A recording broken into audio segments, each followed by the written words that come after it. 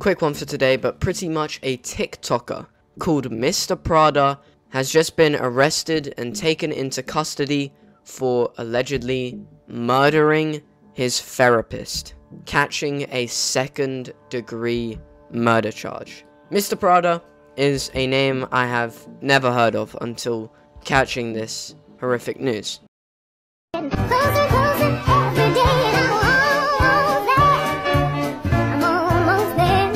The only thing I saw of him was one live stream while checking this out, and in that live stream it was apparent that this guy was not right mentally. He was referencing that he had to kill someone that day and that he was going to, and he followed through and he ended up murdering his therapist. Strangely enough, someone actively trying to help him. Taryn Ishmael Thomas, 20 years old, who had 8 million on TikTok, so this isn't just a small guy who happened to be a TikToker. 8 million is a massive number. Even on TikTok, that's still really influential. That's a big number.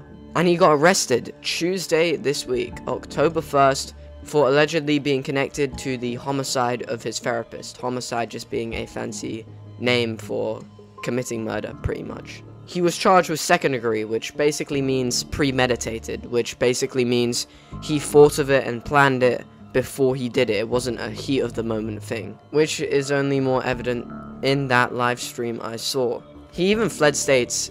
The murder took place in Louisiana, but he got arrested in Texas. He even stole and crashed his therapist's car. Again, mad. This has to be some type of mental illness.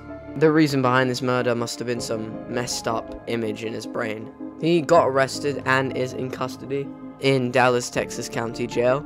And again, they're still looking into the motive, which is one of the most important parts to defining if this was a actual murder or just a mental breakdown of sorts. His therapist's body was discovered wrapped in tarp on the side of a highway, and one of the sheriffs described the murder as a very physical, very violent death. Again, this is all alleged, innocent before proven guilty, and he's only in custody. It means he's only been arrested, but after he goes through a court session where a judge and jury convicts him as guilty, then he has genuinely, officially killed his therapist. It's always not just one charge, by the way. He also has a bunch of other charges, Mr. Prada that is, like obstruction of justice, aggravated criminal damage to property, resisting an officer, and unauthorized use of a motor vehicle. His content, if you care, is all just that type of like relatable skits. Just all that, oh, this has totally happened to me, this is so real, this is hashtag relatable. I've seen a lot of his content now that is just really edgy, sad. Like, oh, my girl left me when she doesn't like nice guys, when you catch her in the act, etc, etc. Like loads and loads of sad boy videos. Loads of personal issues, which eventually these videos just devolved into him shaving eyebrows, all his hair, giving himself like horrendous cuts, pyrocynical level cuts, screaming, random lines of conversation, talking about his depression and bipolar disorder. And you don't need to like psychoanalyze everything, but if you look deep enough, if you try and find an intention to why people are posting this stuff, it's because they're genuinely messed up in the insides. And it's kind of the same case with Mr. Prada, because you can just see this guy's sanity drain the more and more personal videos he makes. And I'm guessing at one point he reached a tipping point, an edge, where he just broke down and ended up committing this horrendous act. But to finish off, his TikTok today is pretty much just full of comments going like, oh, are you a murderer? Where are you? What have you done? Honestly, this is just so depressing.